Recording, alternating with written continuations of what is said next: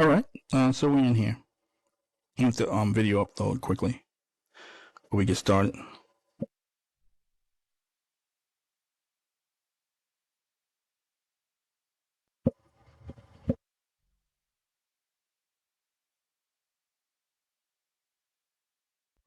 All right, so this is Trump and the global economy, where we discuss issues important to about the economy and issues important to the black community.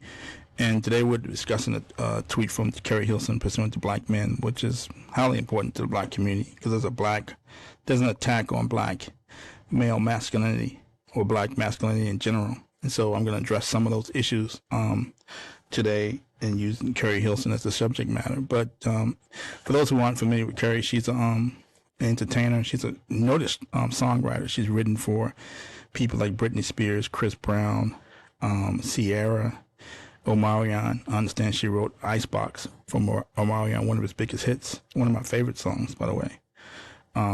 She also went in front of the camera, and she had a lot of had a pretty good career in front of the camera. Excuse me, in front of the mic, where she was actually singing herself.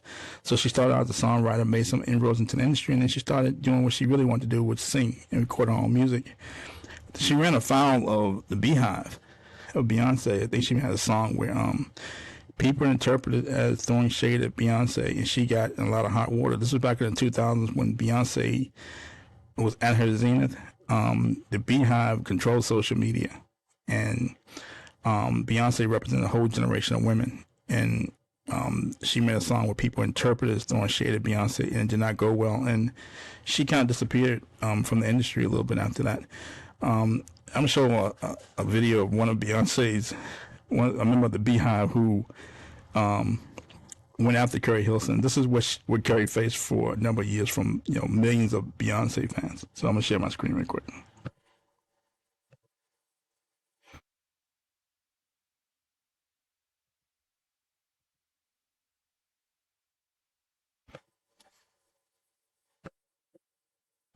Who the fuck is Keri Hilson? I know the Hilson sisters. I know Nikki Hilson, and I know Paris Hilson. And I know they got a big ass hotel chain across the motherfucking United States in the world. Who the hell is Keri Hilson? So I said, well, maybe she must be a bad bitch. Let me, go through my CDs. Maybe I bought a CD at one point. I'm going through my shit. Of course, I got Beyonce. I even got Solange. Got Janet Jackson. I got Keisha Coles. I got Alicia Keys. Got Mariah Carey. Mary J. Blige. Madonna. And Rihanna. Where the fuck is Keri Hilson at? I don't own her CD. Who is this bitch? So now I'm pissed off because I'm feeling like maybe I'm just out the loop. Or maybe I just don't know who this bitch is. So I'm pissed off. I go to Google. I Google this bitch. I also went on Wikipedia and found her. You know who the bitch is? She the bitch that sings, "Baby, you don't have to flow with me. If you go to the mall, touch my love is free." That's the bitch that's dissing fucking Beyonce. I've been on MTV, BE fucking T. I even been to them fucking channels on digital cable way up in the 100s to try to find this bitch's video, and I ain't found it yet. I've been up and down a dial on the goddamn radio. Hot 97, Kiss FM, WBLS, Power 105, fucking Z100 and KTU, and I ain't found this bitch yet.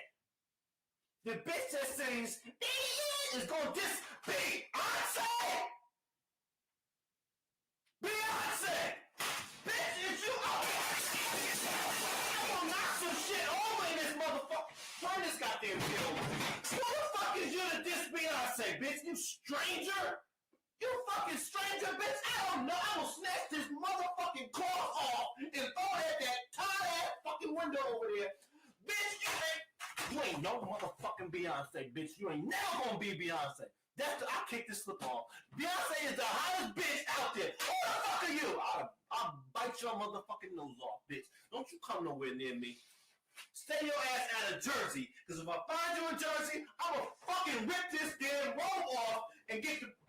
I'm gonna get one arm out because that's all I can get out. I'm gonna fuck you up, bitch. I hit a bitch. I hit a bitch like I'm Chris Rihanna, like you inside of a goddamn number, bitch. Don't fuck with me. I don't like your ass.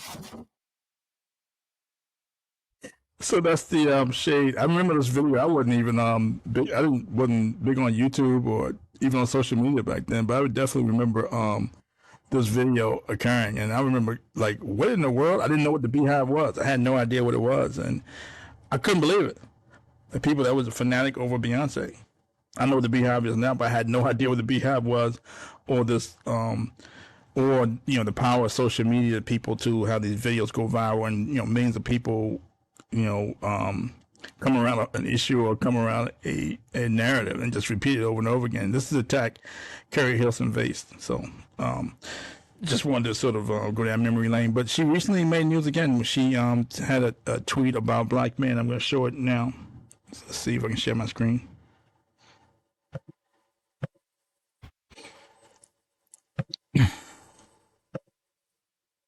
This is what she said. She said, I like to feel that my man is dangerous when necessary. I just like that feeling, that strong sense of protection in every form as his woman. But I prefer and pray that he never need to exercise it. And this went viral.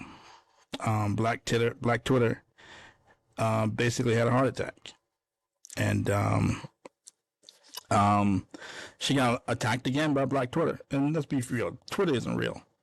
It's not real at all. But there's been a lot of attacks on black men recently, and especially men with a Y chromosome and masculine black men. And Keri wasn't repeating that narrative, and people were upset about it. But if you think about what she says, it makes a lot of sense. That the Bible says the meek shall inherit the earth. It doesn't mean that you have to be weak. It just means that strong people will inherit the earth, but controlled strength. You show that strength when you need it. It doesn't mean you have to be weak or not masculine. It's just that you have to be, you can be strong when you need to be strong, but have controlled strength. And you notice how when Brittany Griner was kidnapped or detained over in Russia, she didn't call for Black Twitter to come get her. She didn't call for black women to come get her. She called for a man to come rescue her. And since she's gotten back over it, she's been very quiet about this nonsense, about this sort of rah-rah about black men. And there's been a lot of rah-rah about black men, particularly women coming from women in the academy and women in the media. And my impression is that they're saying it for a bag. To be in the media, if you want to write an article for a major newspaper, a major magazine, or if you want to go on CNN or MSNBC, a lot of times you have to go on there and say something negative about black men. A lot of times the dominant society doesn't want to say it because they don't want to be seen as racist. So they go get a black woman or a black man or a black male feminist to say it. And they're more than willing to do it for a bag. And we live in this dystopian world now where there are people with resources and people without resources. And now you have, white men here, white women there, and now black women want to walk in front of black men. They want the resources. They're basically there's a dog whistle about saying, we want the resources. We want resources. We want the jobs. Give us the jobs instead of black men. We want to walk in front of black men. Instead of just saying it directly, they make these veiled attacks against black men as, hyper-masculine, over-sexualized, so on and so forth. To that point, Dr. Tommy J. Keri, professor who is making a lot of noise, he wrote a book called A Man Not. He has pioneered black male studies. He and another professor, Dr. Hassan Johnson, have been doing a lot of work around black male studies. Dr. Keri has pioneered it. He actually has one of the first, if only, black male studies programs. In the following video, he describes what he calls anti-black misandry. So here goes.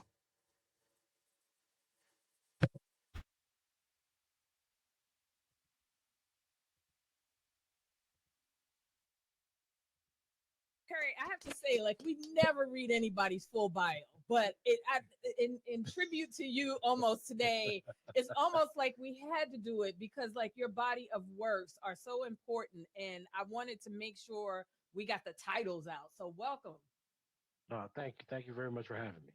Absolutely. We called this a discussion on anti-black misandry. Can you Mhm. define for our audience, because that's a dictionary word? You got to go pull out an old school dictionary to find out what that means. Can you tell our audience what that means? Yeah, absolutely.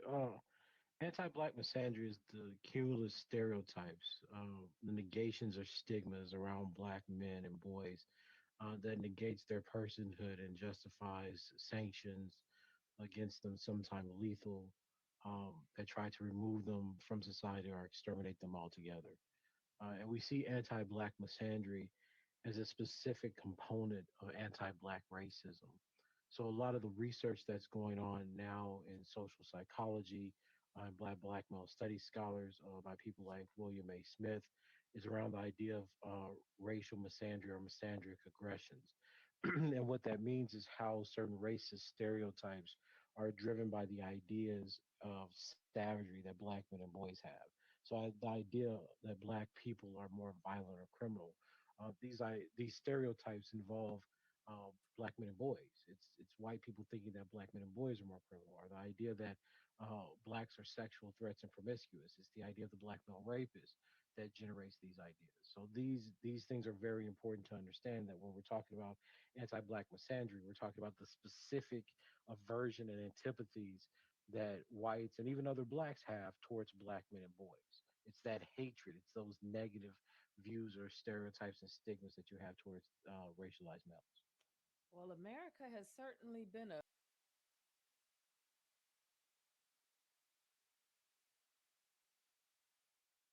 Okay, so let's Dr. Keri on black misandry, and what he's saying is spot on. But he gives a lot of data around it, and he gives a lot of research. As far as Keri Hilson feeding for the shock exchange, I see why. I mean, it makes a lot of sense that I have a Y chromosome, a big Y chromosome, but I have control strength. I just don't go around beating people up. You know what I mean? I don't let my hands go unless I have to. You know what I mean? That's in my personal space. But I have control strength. I also intellectual. I also write about black male issues. We discuss we show positive black images on Trump and the GE, and it's a place for people to come in and tune in to hear the perspective of black males that you just won't see on TV. We don't have an agenda. We don't have to go out and say negative things about black men to get a platform. We give a black male's voice, intellectual's voice, based on facts and data. And you're not going to hear these narratives anywhere on the corporate media. So I also wrote a book called Shock Exchange, How Inner City Kids from Brooklyn Predicted the Great Recession. Here's what it looks like. The Great Recession and the pain ahead, where I discuss the economy. I'm not talking about necessarily entertainment or rap music or some nonsense. I'm talking about the economy. So, and in here I discuss how black men are under attack, and this concept of black male patriarchy is an oxymoron. It doesn't exist. It's sort of like military intelligence. I talk about how black men are under attack, the most attacked group in the country, and I describe it based on what I call the black tax, how black men are the most unemployed and the most incarcerated in the country. So here's an excerpt from the book where I discuss unemployment rates for black men versus white men, white women, black women, Asians, so on and so forth. And it says the above chart illustrates the employment to population ratio by sex and race, and measures the proportion of the population employed. This may be a better proxy for the true employment picture. The employment to population ratio for African American men in 2010 was 53.1%, as compared to 65.1%, 67.5%, and 68% for white, Asian, and Hispanic men, respectively. Prior to seeing the data, I would have expected a sharp decline in the ratio for black males starting in the mid-'80s as the country's manufacturing base began to erode. However, the figures were relatively unchanged in 1980, 60.4%, and in 2000, 20.2%, yet fell precipitously by 2010. It reiterates the adage that when America catches cold, black America catches pneumonia. There was no noticeable difference in the employment to population ratio amongst women for different racial groups. The ratio for all women has increased since the early 1970s, blah, blah, blah, as more women enter the workforce.